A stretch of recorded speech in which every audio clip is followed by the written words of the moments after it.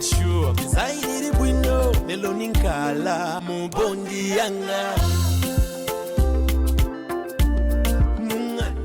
So you've got your land, your plans are ready, your team is set. But before any shovel hits the ground, you still need one more thing, your license to build. This is called a building permit. And on today's episode, we'll be finding out exactly how to apply to get one, what councils look for, and also the risks in case you decide to skip that process. This is Bondi Yanga.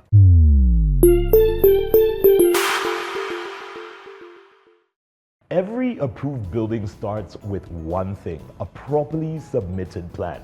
Whether you're building your dream home or those apartments, you should know that councils follow strict guidelines to make sure that all buildings are safe, compliant, as well as accessible. So joining us today to walk us through those guidelines and to tell us more information from the Lusaka Province Planning Authority, none other than Bernadette Mwenya Chilufya. Now, while you are sitting here in your position as a planning assistant at the Lusaka Province Planning Authority, tell us, what is the role of the LPPA? Okay, our role as Lusaka Province Planning Authority is to ensure forward planning. And we have, under forward planning, we have what we call the Integrated Development Plan, which is a 10-year plan. And then under the Integrated Development Plan, which we call IDPs, we have the Local Area Plan, which is a LAN. And under that, we plan for different zoning areas. For instance, if a client comes in with a big farm, that farm is demarcated into different areas. We ensure that they put services there like schools, they put a place of worships, and also they put a commercial so that maybe there are shops there and a market area. And also we have the development control. So under development control, we go in the field for inspections to just ensure that the developers are following the guidelines throughout, and that they can come and get permission for those that don't have permission. Okay, so why is it important to comply with approved planning regulations?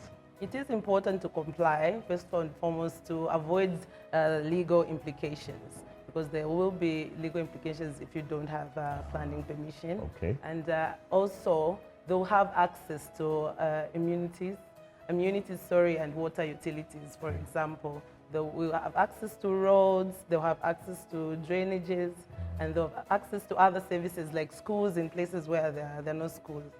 Yes. Okay, I know when you're building your first house, you can get a little excited as the spirit leads, so to say. But what are the consequences if you do not follow proper planning procedure? If you do not follow, of course, there are penalties that you incur. Also, the construction halts. When we go through, like I said earlier on, if we come for development control and we find that you're building without permission, we will stop you, and that will inconvenience you in the end. And also we give you an enforcement notice for you to stop building, so that inconveniences you. In instances where you build, where maybe there's a road reserve and other places where they've designated for other things, unfortunately, your house can be demolished.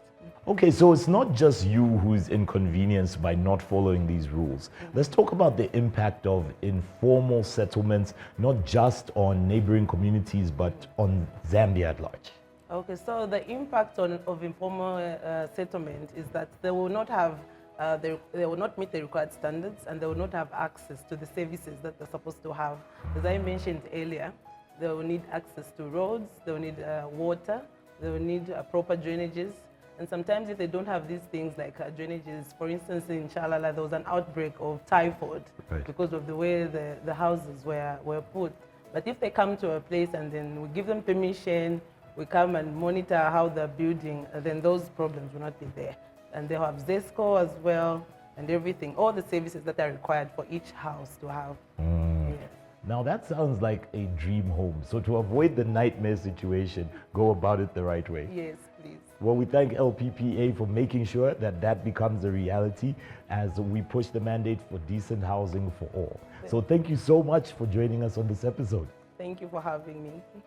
Pomanga, Bondi Yanga, I made sure I was a very window, Meloninkala, Bondi Yanga.